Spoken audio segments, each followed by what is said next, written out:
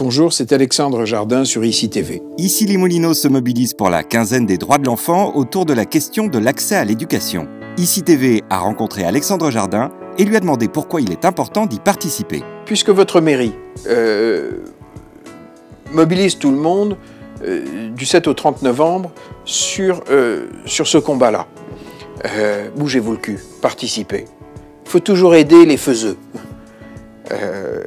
Il y a plein de gens qu'on voit à la télé, qu'on écoute à la radio, qui vont vous promettre toutes sortes de trucs, mais qui ne le font pas. Les maires sont des faiseux. Et quand vous en avez un sous la main qui se bouge le cul, faites avec lui. Je crois vraiment qu'être un citoyen, c'est ne plus rester chez soi. C'est bouger. C'est aller voir la tête des autres et voir ce qu'ils font. Et puis faire avec eux. On est en train de fabriquer un tel naufrage pour nos gamins que si on attend tout d'un Parlement qui voterait des grandes lois ou de ministres avec une cape, on est dingue. Il faut que localement, on fabrique des maisons, des endroits, des programmes, le programme Lire et faire lire par exemple, des réponses adaptées. Et une de ces solutions, c'est de mobiliser les retraités, les gens de plus de 50 ans, les anciens, qu'on embarque dans les écoles maternelles et primaires pour transmettre le plaisir de la lecture. Et également dans les médiathèques, comme ici. L'idée, c'est d'organiser le lien, l'alliance entre les générations, pour qu'on arrive à fabriquer une nation de lecteurs. Parce qu'on sait que quand on transmet le virus du plaisir de la lecture, on vaccine un gosse contre l'échec scolaire.